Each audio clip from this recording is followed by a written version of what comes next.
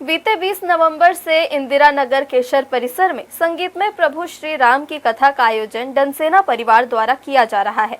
मर्यादा पुरुषोत्तम प्रभु श्री राम की कथा का बारद्वार के नवा गांव से पधारे विद्वान कथावाचक पंडित प्रेम शंकर चौबे के श्रीमुख से प्रवाहित हो रही है, जिसे सुनने के लिए बड़ी तादाद में श्रद्धालु हर रोज तय समय पर कथा स्थल तक पहुंच रहे हैं। प्रभु श्री राम कथा का समापन 29 नवंबर को हवन और भंडारे के साथ किया जाएगा।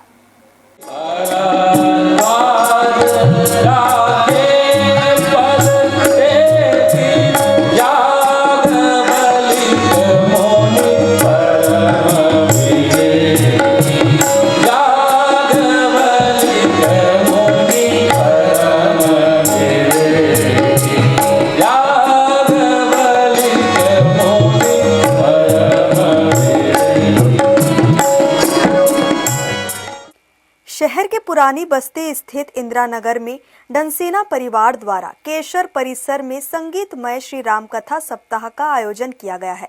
बीते 20 नवंबर को भव्य कलश यात्रा के साथ मर्यादा पुरुषोत्तम राम कथा सप्ताह की शुरुआत की गई। वहीं 21 नवंबर से दोपहर बाद प्रभु श्री राम की कथा सुनने के लिए बड़ी तादाद में श्रद्धालु कथा स्थल तक पहुंच रहे हैं। मर्यादा पुरुषोत्तम प्रभु श्री राम की कथा बारद्वार के नवागांव से पधारे विद्वान पंडित प्रेम शंकर चौबे के श्रीमुख से प्रवाहित हो रही है।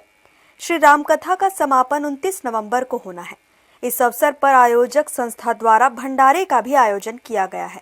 यहाँ राम कथा हो रहा है रायगढ़ केशर परिसर में, और हमारे गुरुदेव हैं, मेरे मम्मी पापा का वो था कि यहाँ राम कथा करवाएंगे करके, तो आज यहाँ राम कथा हो रहा है। तो सभी नगर वासियों से, रायगढ़ वासियों से निवेदन है कि सभी यहाँ कृपा करके केशर परिषद में आनंद लीजिए, आइए।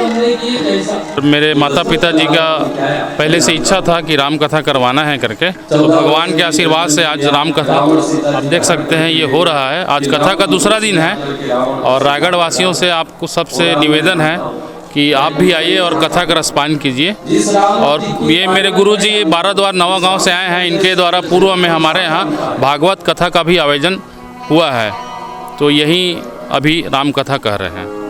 कथावाचक पंडित प्रेम शंकर चौबे बड़े सहज और सरल अंदाज में मर्यादा पुरुषोत्तम प्रभु श्री राम कथा के अलग अलग प्रसंगों पर विस्तार से जानकारी दे रहे हैं।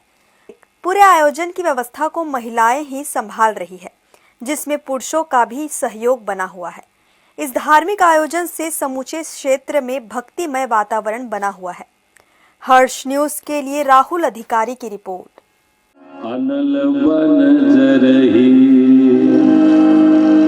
होय सुखी जाओ यही सर पर ही।